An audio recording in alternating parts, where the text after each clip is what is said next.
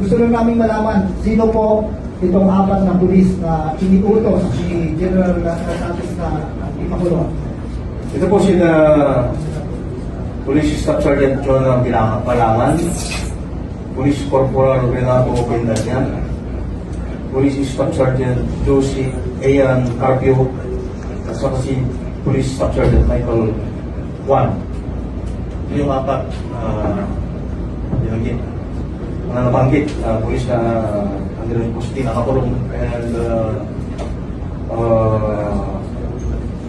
ang kanilang mga baril under ballistics.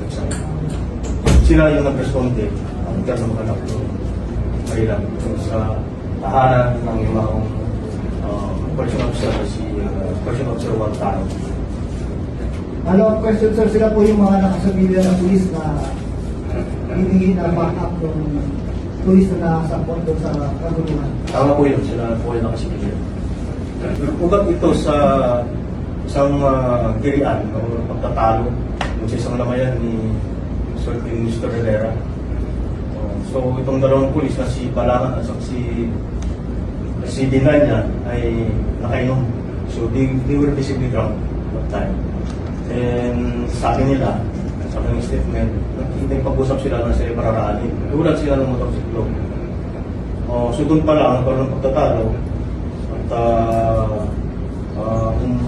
hanggang sa hindi sila payagan. Then pinuyog na sila, nagkaroon ng bubugan. May sugat ang ating pulis. Malamang meron yung sugat sa kabila, tirang hanay. At after that ay nagpasok loto sa ating mga station personnel ng Police Station 2.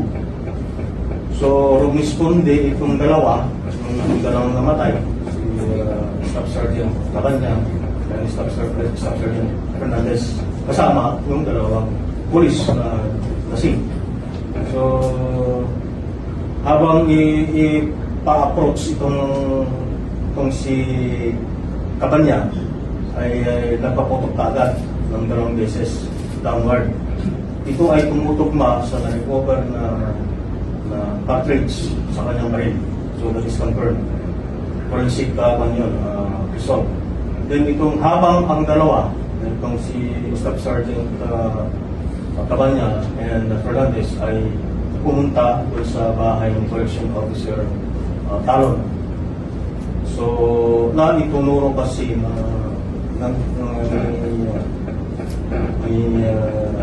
ipayaman na si Correction Officer 1 ang isa sa mga bumubuong sa kanila. So yun, na sila doon, all in civilian clothes, nagpunta doon, then hinanap pa namin yung ibang testigo ng witness, nandun yung asawa, anak ng yung Correction Officer 1 at nagpaputukan doon. So, hindi pa kami makapagbigay ng conclusive details considering na hinintay pa namin kaninong baril yung pumutok at kaninong tumakbo. Kasi lahat sila may 9mm. May Taurus, may Glock, at saka yung EW type yung baril ng Correction Officer. Or are issued firearms sa mga pulis. So, yun. That's the initial of the trend. Until such time na mag-release sila ng conclusive evidence, sa time ulit na masasabi natin yung buong kwento. Ayun yung sinasabi ko because ang lalabas lang namin ay direktado facts within this space time.